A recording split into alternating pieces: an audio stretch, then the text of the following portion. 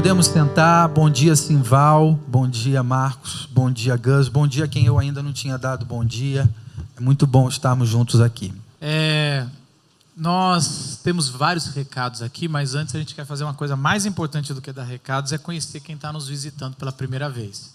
Se você está aqui pela primeira vez, é uma alegria ter você, e a gente queria conhecer, mas eu sei que às vezes é chato levantar a mão, não precisa nem falar o nome, nada.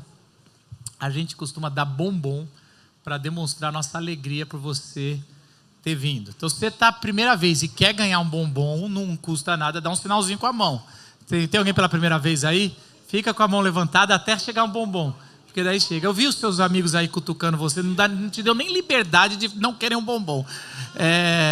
Mas tudo bem, tem mais gente ali, aí em cima também.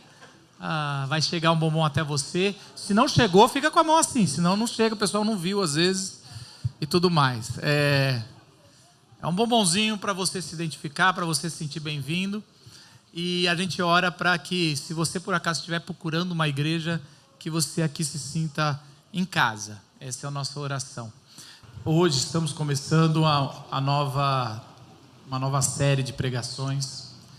E geralmente a gente começa junto com os pequenos grupos, para vocês também, durante a semana, começarem nos seus encontros, a gente entender mais ou menos a linha que a gente vai levar.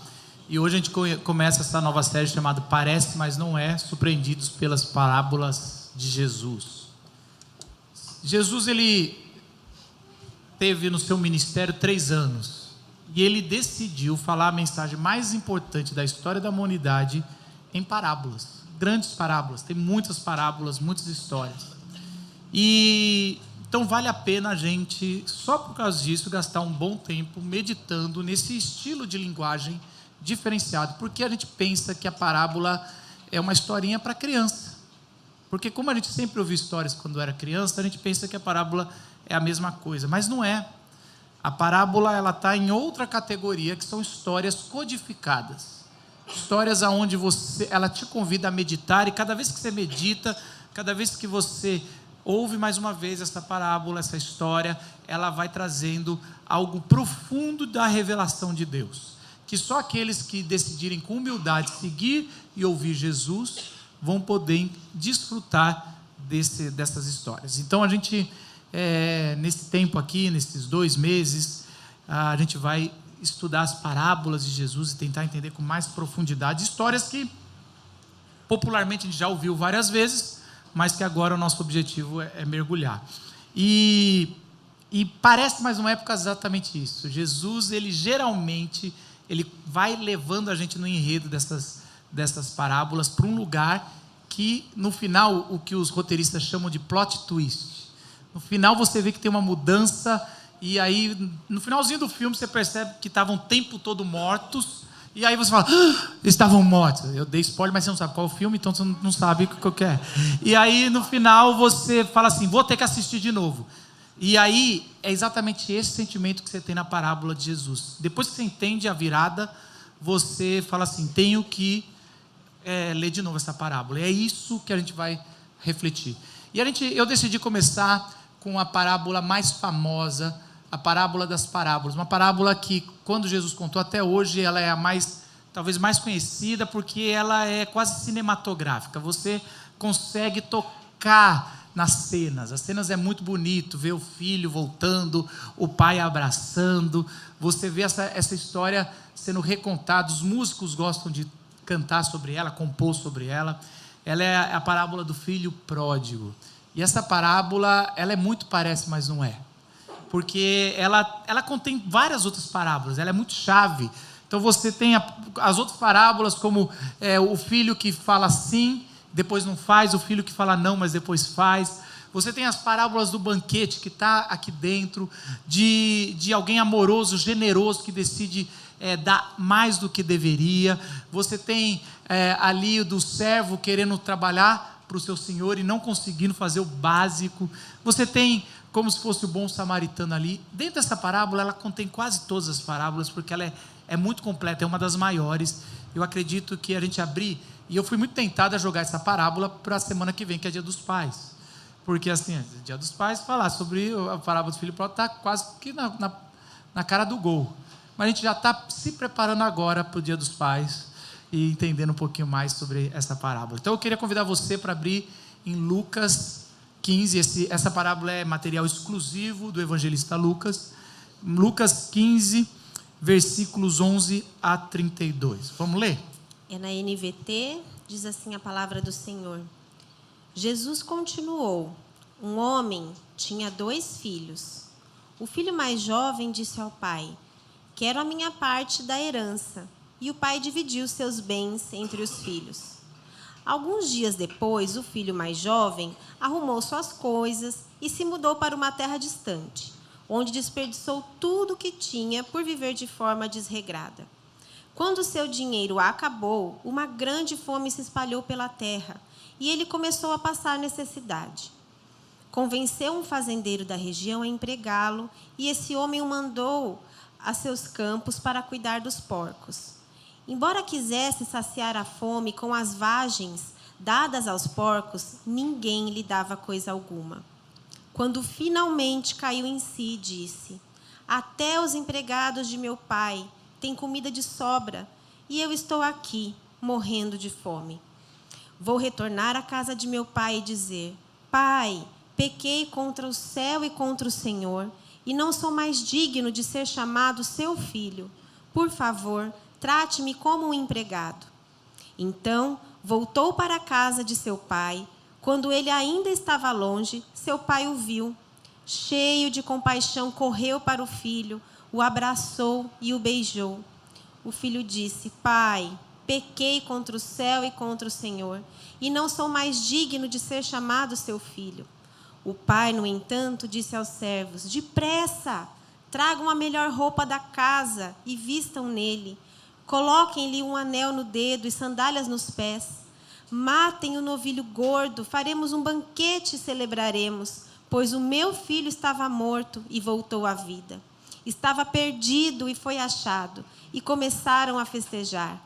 Enquanto isso, o filho mais velho trabalhava no campo. Na volta para casa, ouviu música e dança, e perguntou a um dos servos o que estava acontecendo. O servo respondeu: seu irmão voltou. Seu pai matou um novilho gordo, pois ele voltou são e salvo. O irmão mais velho se irou e não quis entrar.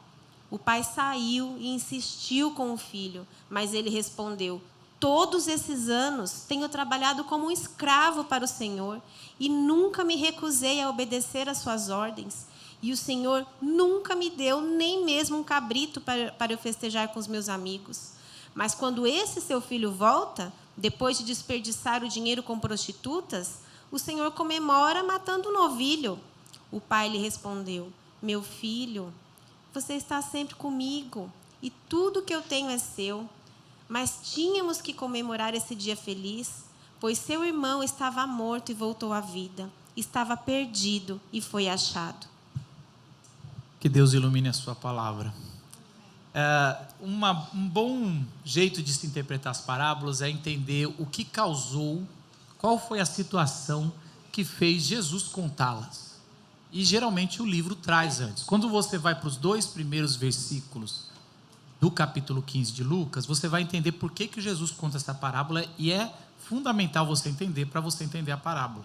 Diz assim os 2 primeiros versículos: todos os publicanos e pecadores estavam se reunindo para ouvi-lo, mas os fariseus e os mestres da lei o criticavam. Este homem recebe pecadores e come com eles. Olha só, é como se Jesus tivesse provavelmente num sábado, e no sábado era o dia que eles tinham uma festa ali, que eles tinham uma mesa mais caprichada, comemorar o Shabá, né? Os judeus faziam isso. E esse sábado de especial, Jesus convida os pecadores ali, os samaritanos, as prostitutas, os publicanos, pessoas que eram odiadas pelos religiosos, e decide celebrar. E aí chegam os religiosos, os mestres da lei, provavelmente ali de Jerusalém, eles chegam para conversar e para ter esse sábado com Jesus. E quando eles chegam para ter esse sábado com Jesus, para questioná-lo, para ouvir ele também, eles chegam e falam: o que é isso? Primeiro que nossos lugares estão tomados aqui. E segundo, que tipo de gente é essa que Jesus senta? Que tipo de gente é essa que Jesus celebra ali, senta e come com eles? E eles começam a criticar, e Jesus, vendo isso, decide contar uma parábola. Na verdade, ele conta 3 parábolas. Ele conta da ovelha perdida, da dracma perdida, que é uma moeda perdida, e do filho pródigo. Essas 3 a gente vai falar em outra situação das 2 primeiras, mas é importante você entender essa sequência, porque todas estão no mesmo contexto e todas estão muito amarradas. E geralmente, quando a gente chega na parábola do filho pródigo, parece, mas não é. Porque, para começar, ela dá o nome de filho pródigo.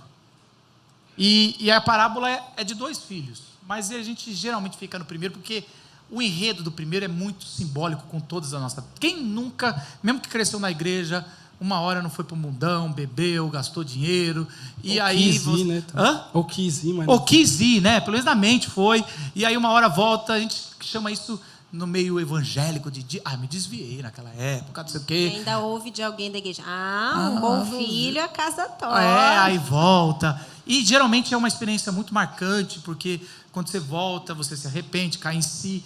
Então, essa história, o começo dessa parábola, ela é muito o enredo de muitos de nós. E por isso que a gente dá esse foco, legitimamente. Fala, isso aqui conta a minha história, então eu vou falar do filho pródigo. Só que a história não foi contada por causa do filho mais novo.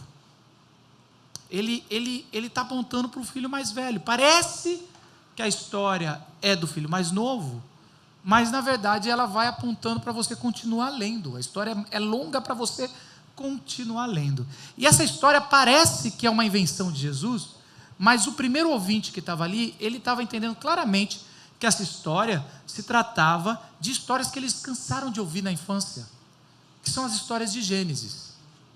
Se você reparar, você vai ver que a história do filho pródigo é exatamente todas as histórias dos patriarcas em Gênesis. Todas as histórias dos patriarcas em Gênesis é um pai que tem 2 filhos. Então você vai ver Adão tendo 2 filhos, Caim e Abel. Você vai ver Abraão tendo 2 filhos, Ismael e Isaac. Isaac tendo 2 filhos, Esaú e Jacó, e assim, e até o resto da Bíblia você vai ver esses 2 filhos. Outra coisa que você vai ver é que sempre na tradição judaica, você dá a herança, a bênção para o mais velho, mas em todas as histórias de Gênesis, o mais novo é que fica com a herança. Então você vai ver essa história também sendo repetida. Então você vai ver que nas ofertas que Caim e Abel deram, Deus aceitou a de Abel, do segundo, e aí Caim vai se revoltar contra Abel. Você vai ver dos 2 filhos, a bênção é dada, o filho da promessa é considerado Isaac. E quando Isaac nasce, tanto Ismael como a sua mãe, eles implicam com ele, vão atrás ali dele. E também quando Jacó ele nasce, e aí ele consegue a herança ali, de formas assim bem estranhas, você vai ver Esaú indo atrás dele para matar ele, e ele foge. Então, uma briga entre irmãos com ciúmes do filho mais novo, o mais novo recebendo a bênção e a herança, essa é a história de Gênesis. Então, às vezes você está, gente, eu não tinha pensado, mas isso o primeiro ouvinte sabia, porque ele cresceu ouvindo essas histórias, e ele falou, tá bom, eu já entendi, Jesus, você está contando a história de Israel, e é exatamente essa a parábola. A parábola é sobre a história do povo de Deus, a história de Israel, e como ela acontece. Fala. Não, isso é interessante, porque aí ele está olhando a história e está falando, é comigo, eu sei, eu sou privilégio. Eu sou privilegiado, eu não tinha direito, mas Deus escolheu quem somos nós e estou eu aqui, e agora eu usufruo disso. Então eu sei, Jesus, eu já sei para onde você vai, né? E até então os religiosos estão legal na história. Porque assim, primeira história, o pastor vai atrás das ovelhas, então eles pensam assim, é igual Israel que foi para o exílio e o pastor, Deus trouxe de volta. A segunda história é a moeda que foi perdida, é igual ao nosso Deus, que é essa mulher que vai atrás e nas três histórias tem festa. Então sempre tem festa. E aí, quando chega nessa terceira, o filho foi mais... Quando chega no filho mais velho, é um pouco diferente, porque diferente de Gênesis, agora Jesus inverte. E ele coloca, porque sempre o povo escolhido é o filho mais novo que é eleito para a bênção. Mas Jesus está colocando os religiosos como o irmão que implica com que está recebendo a bênção. Então, um religioso e o mestre da lei está entendendo o que Jesus está fazendo.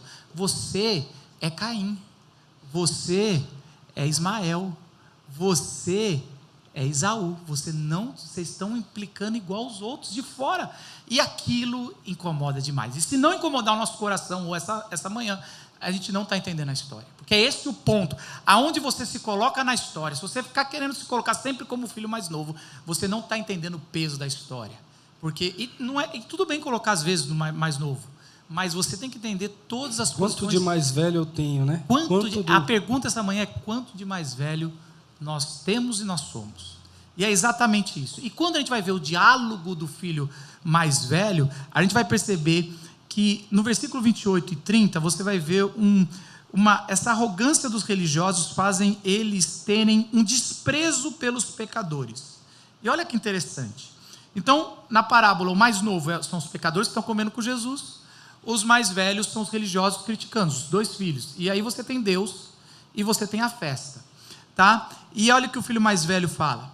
O filho mais velho encheu-se de ira, 28, 30 agora.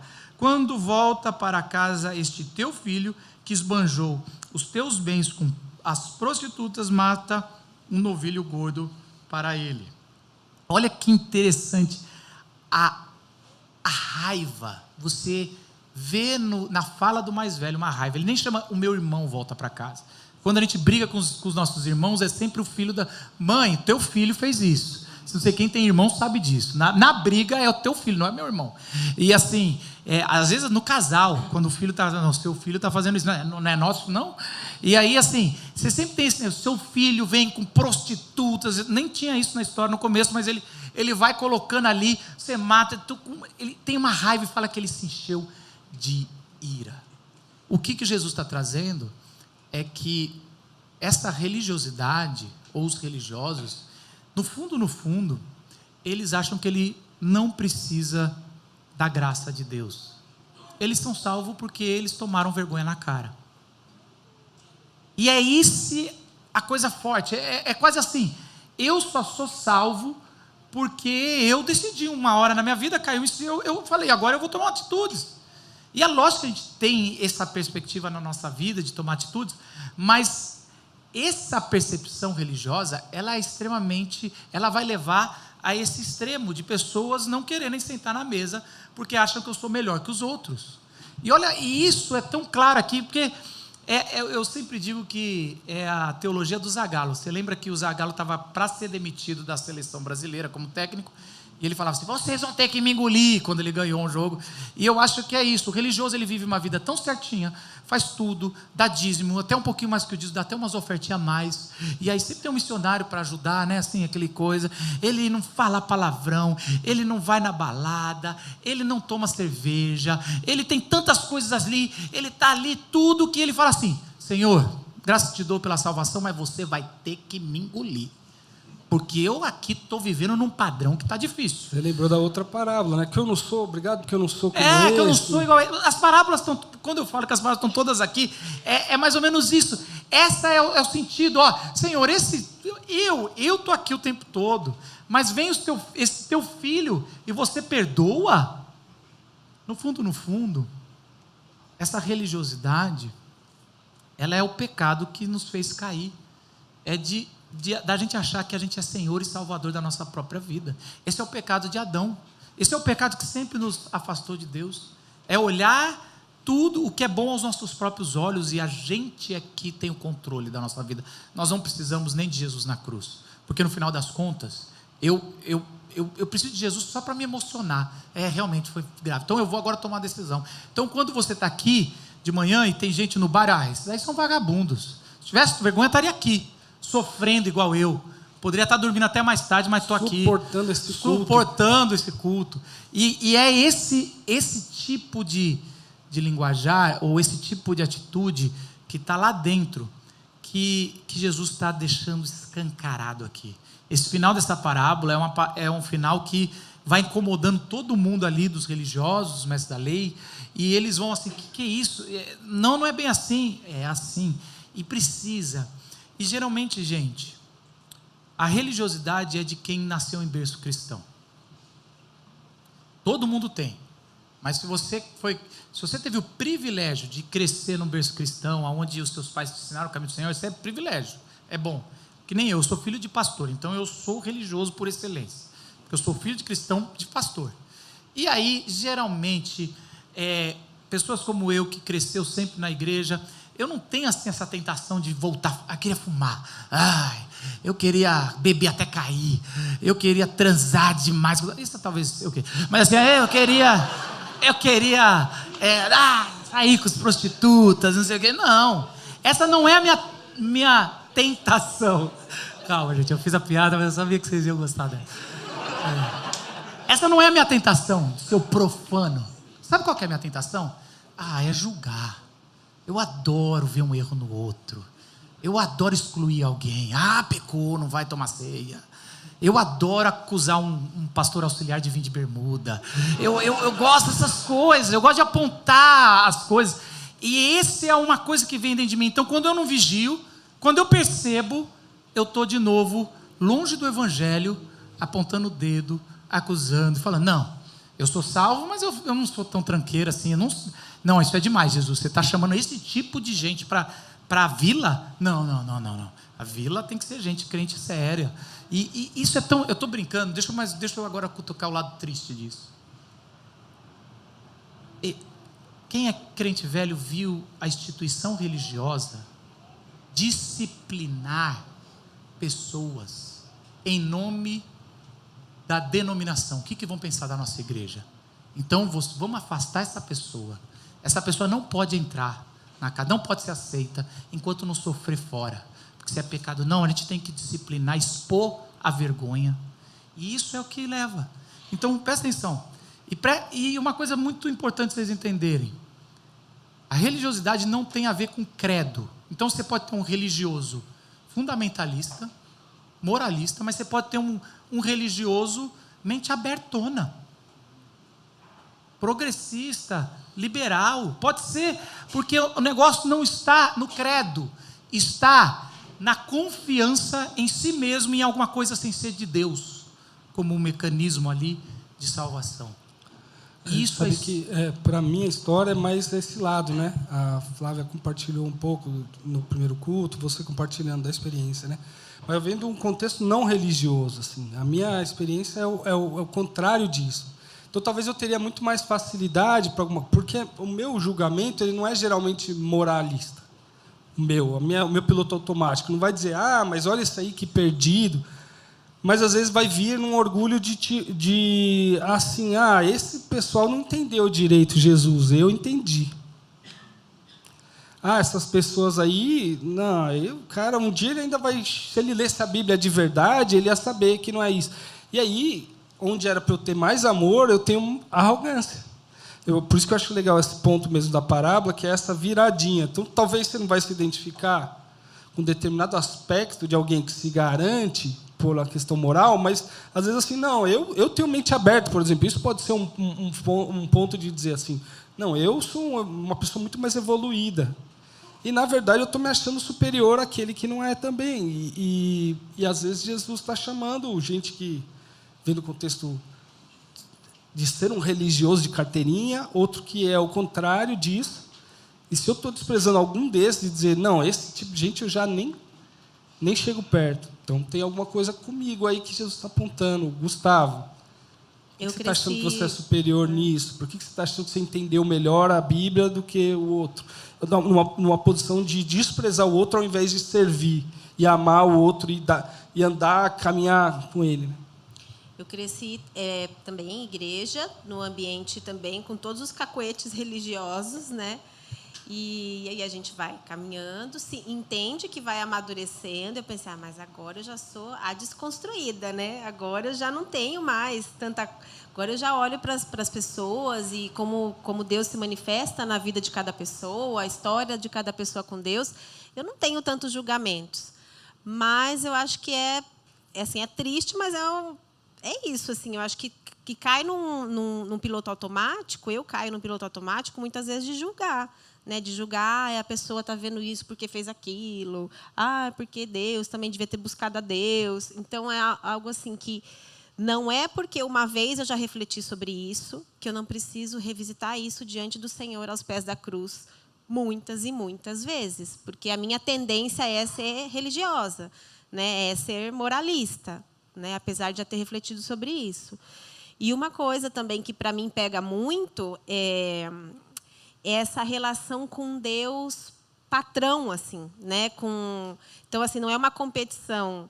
Eu brinquei no primeiro culto que meus irmãos estavam aqui, né? E a gente fala, quando ele fala assim, esse seu filho, tal, né? E quando a gente é criança e está brigando com o irmão, a gente fala, mas e ele então? Não vai chamar a atenção dele? E ele? Ele também fez, ele também quebrou, né?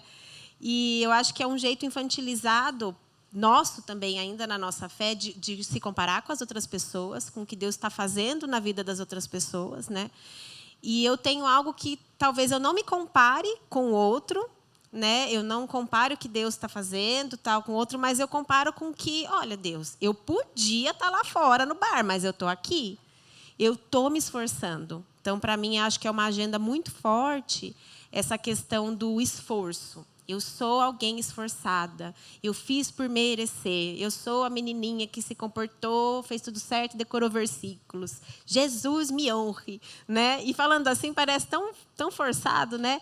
Mas no dia a dia, esse coração aqui, eu trabalho como escravo para o Senhor.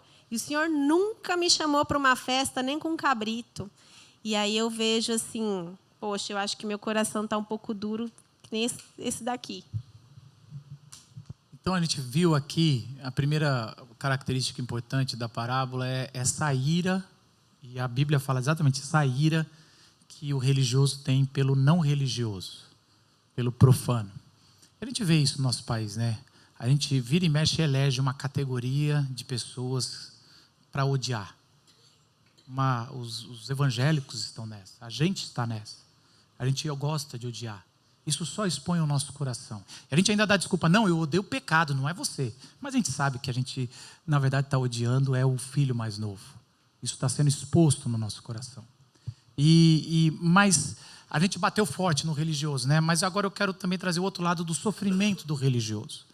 O religioso, ele está sofrendo no seguinte sentido: ele está perdendo o melhor da festa, literalmente. Porque ele não entra na festa. Ele não entra na festa. E isso é algo muito... Não precisa ser um professor de hermenêutica ou um teólogo para saber os símbolos dessa parábola. Que o pai é Deus, o filho mais novo é os pecadores, o mais velho é os religiosos. E a festa representa o quê, gente? A festa representa o quê? Você sabe o que a festa representa?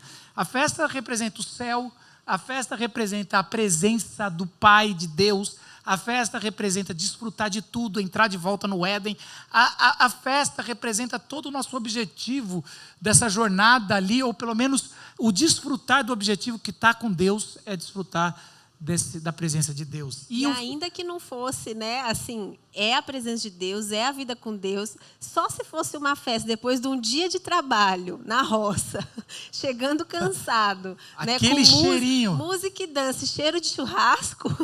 Pô, gente, é isso, fala que ele estava vindo de um dia de trabalho e tem uma palheta de cordeiro ali pô, cara, maravilhoso. Tem que estar com muita raiva, né, para não entrar. Tem o boi ali, lindo, sendo o churrasco. E aí ele fala... Eu vou comer, depois eu brigo com meu irmão. Ainda mais 11 e pouco, já, meio-dia e pouco falando isso, né? E ele fala o seguinte, versículo 28 e 29. Ele não quis entrar, o filho mais velho.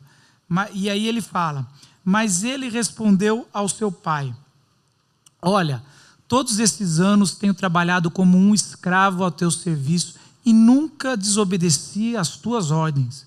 Mas tu nunca me deste nenhum cabrito para eu festejar com os meus amigos. Ele nem sequer fala boi gordo, fala um cabritinho.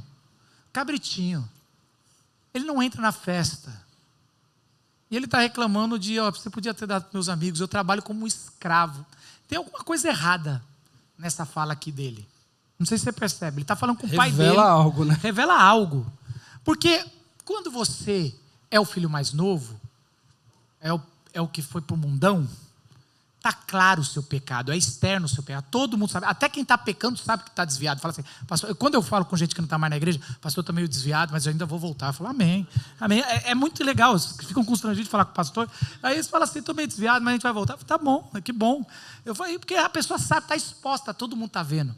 Só que o religioso, ele está morto, mas é uma doença lá dentro que ele não está vendo. E aí o pai vai trazer à tona aquela sujeira que está lá embaixo, ele vai trazer à tona e ele vai mostrando. É como se o pai fosse ali e falar, mas filho, o que está acontecendo? O que está acontecendo? E uma hora ele tem essa fala, fala, eu trabalho como um escravo para você. Você nunca me deu nem um cabritinho para os meus amigos. Quando você vai meditar nisso, você vai ver que o filho mais velho é igualzinho o filho mais novo. Os dois não querem o pai, querem a herança, o que o pai pode dar. Nenhum dos dois está afim de relacionar com o pai. Só que um faz obedecendo certinho, até o dia que o pai morrer e tudo vai ser dele. E o outro pegou e falou, sabe de uma coisa? Eu vou fazer do meu jeito. Mas os dois estão interessados no cabrito. Os dois estão trabalhando como escravos. Mas você, cara, para o seu pai, você trabalha como escravo? Nunca desobedeceu uma ordem.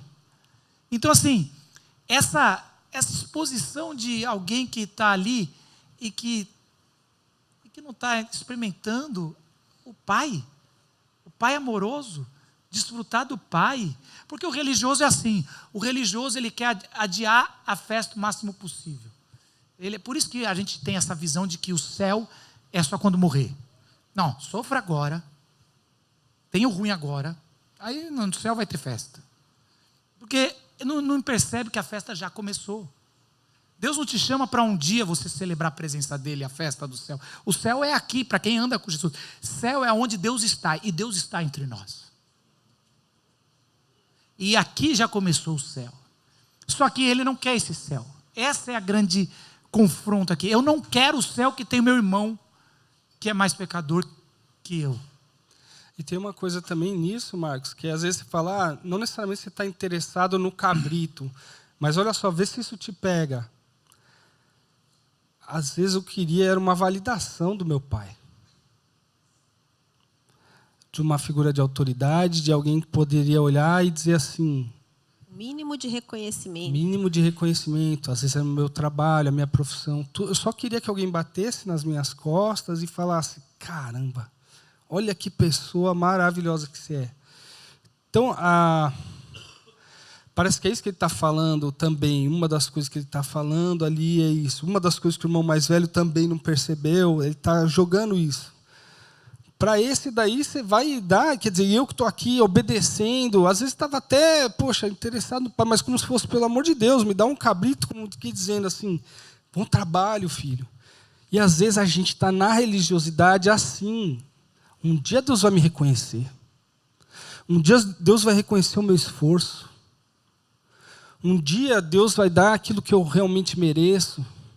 E eu não estou vendo que Ele já deu na cruz tudo que eu precisava para que eu pudesse, né?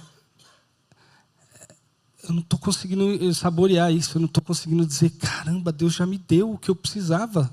O que é um cabrito perto disso? O que é? Tem uma festa para a qual eu estou sendo convidado que fala muito sobre esse meu pai, de como ele é, de como ele me trata e como ele trata meu irmão. Ele lembra muito meu pai, esse pai aí, porque assim, meu pai ele gosta de inventar motivo para dar festa, para celebração. Meu pai é daqueles caras que fala assim, vamos celebrar, pai, mas o quê? Não, celebrar, o Brasil saiu da Copa Feminina, vamos celebrar. Fala assim, cara, qualquer coisa ele celebra, assim, vamos celebrar alguma, ele vai buscando. E esse é um pai que está procurando, mostrando motivos para celebrar. E ele está assim, trazendo sobre essa celebração. Só que quando a gente chega, e isso é uma coisa da literatura judaica muito interessante, eles têm um recurso de não acabar algumas histórias por querer. Então, quando você vai ler Jonas, não acaba a história. Jonas, do nada, para. Quando você vai ler Atos, não acaba a história. E essa é uma das histórias que usa esse recurso. Está ali no final, você imagina você ouvindo a história, aí o pai vai lá fora, e ele vai falar com o filho, falando tudo que é meu é seu, e aí acabou a parábola. Mas o que aconteceu? Ele entrou de volta na festa? Ele não entrou? O que aconteceu? Fugiu para a mesma cidade que o irmão tinha ido? Fugiu para a mesma cidade. Então me dá a minha parte também, que eu quero viver essa vida. O que ele fez? E esse recurso, geralmente, quando ele está na Bíblia, é para dizer... Quem é mais velho? Agora eu vou falar com os velhos aqui.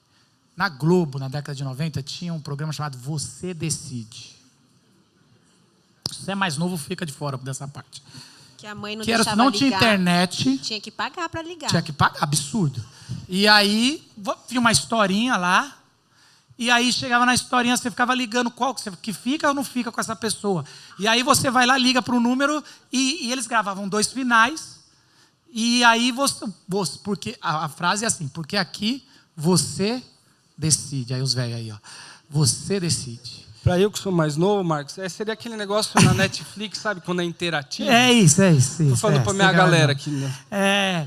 E aí, na verdade, essas histórias que não acabam é como assim, a Bíblia dizendo, desde Jonas, Atos, agora é com você.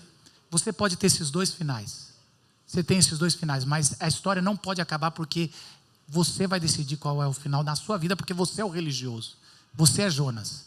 Você é o que está expandindo o evangelho em Atos. Então, essa aqui qual é o final? Qual é o final? Você vai entrar na festa porque você está perdendo a oportunidade de experimentar a festa. E é interessante que quanto você mais mergulha na parábola, mais você vai descobrindo. Primeiro você descobre que a parábola não é sobre o filho mais novo, é sobre o filho mais velho.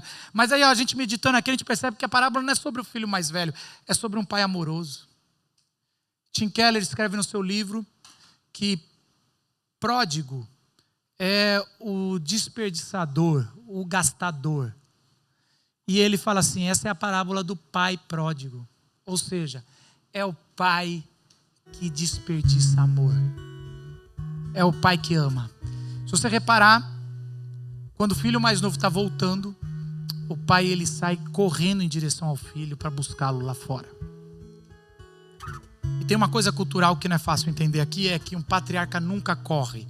Quem corre são os escravos. O patriarca fica parado mandando e os escravos que não têm dinheiro nem para comprar uma sandália, eles correm. O que esse pai faz, ele se humilha, ele sai da sua postura por amor para correr em direção ao filho. E o filho falando, eu vou pedir para ser um escravo do meu pai, e ele traz a sandália. E quando ele está naquela festa maravilhosa, celebração, o filho voltou, ele pensou que estava morto, viveu. Ele ouve talvez de um servo dizendo, o seu filho mais velho voltou, chegou do trabalho. Fala para ele entrar, tem um lugar especial aqui para ele. E aí o servo ele falou que não vai entrar. Ele não entra enquanto esse seu outro filho estiver aqui. E o que o pai faz? Sai correndo em direção ao mais velho. Esse é o pai que ama religiosos e não religiosos. Esse é o pai que ama incondicionalmente.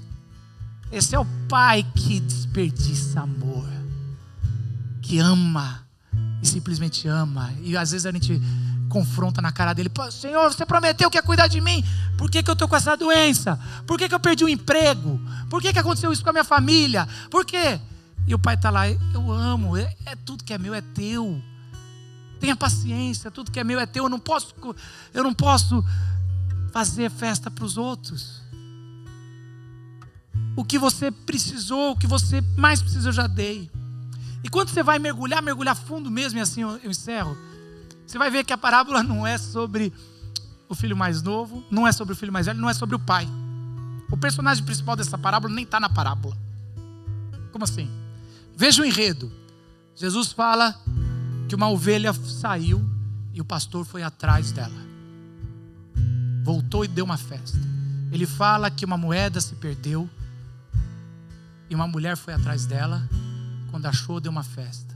Quando Jesus está contando a terceira parábola, ele fala que o filho foi. Qualquer um que está ouvindo está falando, é lógico que o filho mais velho vai atrás dele. E vai honrar o pai.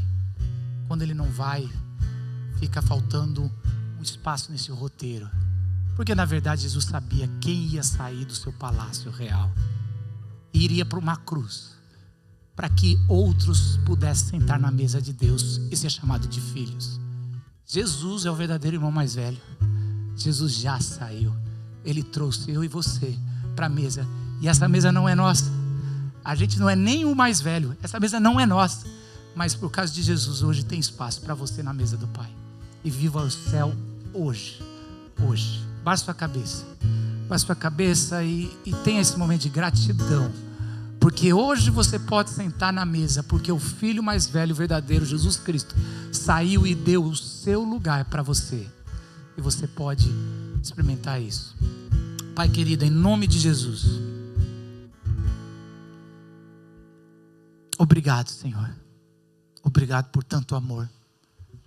Nos perdoa por sermos religiosos. Nos perdoa por pensarmos em nós mesmos, arrogantes, Senhor, orgulhosos, cheios de iras, prontos para julgar. Obrigado porque o Senhor é amoroso incondicionalmente. Esse Deus pródigo, Senhor, louvado seja o teu nome por toda a eternidade. Amém. Sim, há motivos sem fim para cantar e bem dizer com louvores. Aquele que veio a nós por amor, fez tudo novo e se faz presente. Sim, há motivos sem fim para cantar e bem dizer com louvores. Aquele que veio a nós por amor, fez tudo novo e se faz presente. Todo dia em tudo que eu fizer, quero estar atento ao seu falar. Vem a tempestade que vier, bem seguro nele posso confiar. Sempre em Jesus Cristo,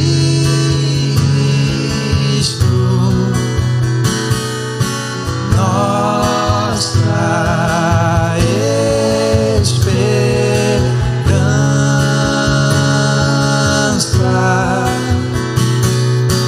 Deus presente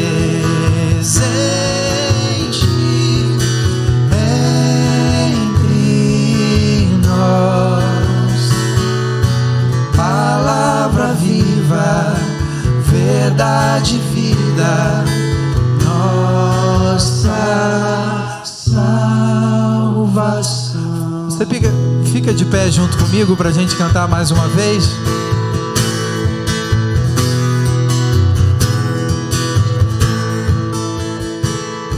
Sim, há motivos sem fim para cantar e bem dizer com louvores.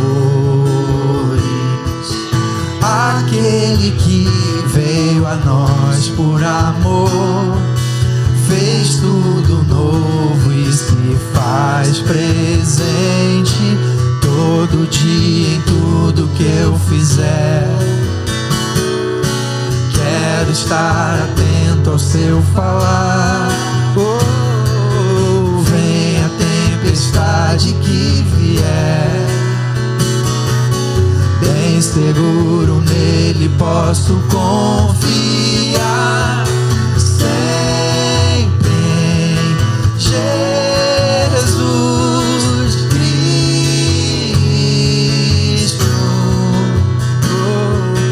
nossa esperança.